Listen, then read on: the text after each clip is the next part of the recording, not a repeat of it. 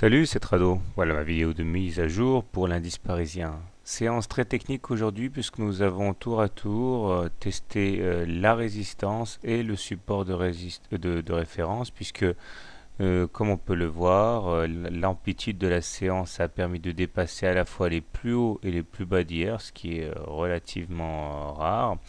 Si bien que nous avons pu aller titiller la Bollinger supérieure, de même que la moelle mobile à cette séance avant que ces deux repères finalement reprennent leur droit.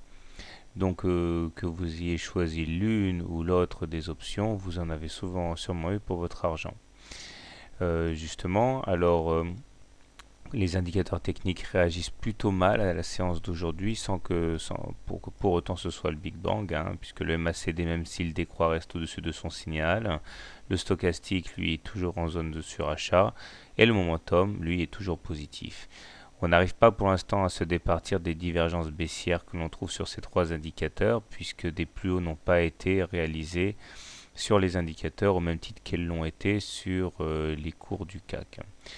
En termes d'objectifs, rien n'a changé. À court terme, il y a toujours la résistance des 3860 là, qui s'impose. On peut toujours envisager, si on est chanceux, d'aller chercher lors d'une rotation le haut du canal rose, et au cas où la figure du drapeau se révélerait effectivement réalisable, on irait chercher les 4000, 4100 au bout de quelques journées. La moyenne mobile à 7 séances et à 20 séances restent toutes les deux haussières, ce qui signifie qu'elles jouent comme un support à la baisse, ce qui explique d'ailleurs que des rachats à bon compte aient eu lieu sur les plus bas de la journée.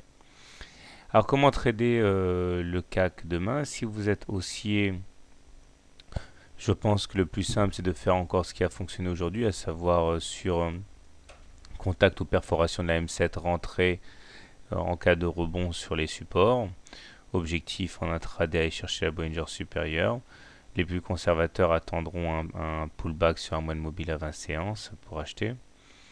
Si vous êtes baissier, là aussi vous pouvez vous dire que ce qui a fonctionné aujourd'hui est éventuellement précurseur de ce qui se passera par la suite, à savoir que la conjonction Bollinger supérieure et résistance à 3860 est une résistance importante, donc sur contact shorté, stop loss en cas de clôture au-dessus de ces résistances, objectif en intraday et chercher la M7, en gros ce qui s'est passé aujourd'hui. Voilà. Personnellement, compte tenu de ce qui se passe, je reste toujours favorable pour l'instant à l'achat des supports en cas de rebond plutôt qu'à la vente des résistances. Bonne soirée, bon trade et à demain.